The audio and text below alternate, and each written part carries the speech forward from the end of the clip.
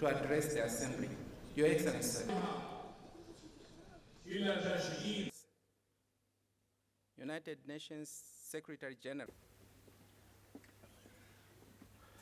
The African Union is taking inspiring steps to help realize the enormous potential of this great continent. Africa is poised for progress. Agenda 2063, the decade of women's financial and economic inclusion, the continent's abundance of natural resources, and its greatest advantage of all, its people, representing diverse range of cultures and languages. The ties between the African Union and the United Nations have never been stronger.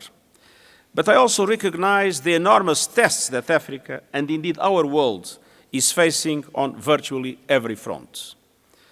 I recently addressed the UN General Assembly on the multiple interlinked challenges confronting our world, greater than any in our lifetimes. And in many ways, the people of Africa are bearing the brunt of this crisis. Africa needs action. First, economic action.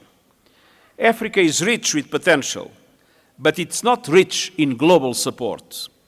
Investing in Africa pathways to prosperity requires finance, and developing countries are repeatedly left in the lurch.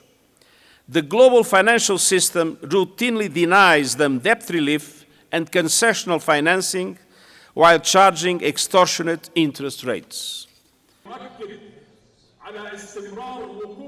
Africa needs climate action. The brutal injustice of climate change is on full display with every flood, drought, famine, and heat wave endured on this continent. The countries least responsible for this crisis are feeling its most devastating impacts. Meanwhile, several African countries are demonstrating strong leadership on climate.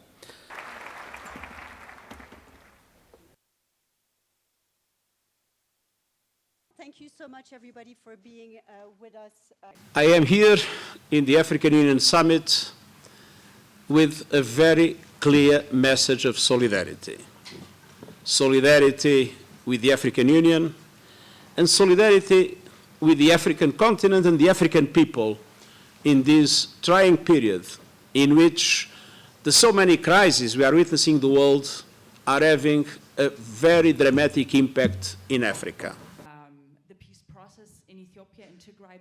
And so today, here in Addis, I'm announcing the largest ever allocation from our United Nations Central Emergency Response Fund, $250 million, to combat famine and to address unfunded emergencies. I'm talking about 18 countries in the world, of which 12 are in the African continent. These resources will support some of the most vulnerable people in some of the most forgotten crises around the world, including those at risk of famine in Africa. Africa can count on our offices here in Africa and around the world. And I look forward to continue partnerships as we make the 21st century a century of true African progress, peace and prosperity for the 1.4 billion people who call it home. Thank you so much. When one looks at the erosion of democratic values, that is a universal problem that we are facing. So many of the problems that we see in Africa, they are not typical African problems. They are problems of a world that is divided geopolitically, a world in which we see a regression in relation to human rights and democratic governance in many parts, and where we see, unfortunately, new forms of conflict spreading.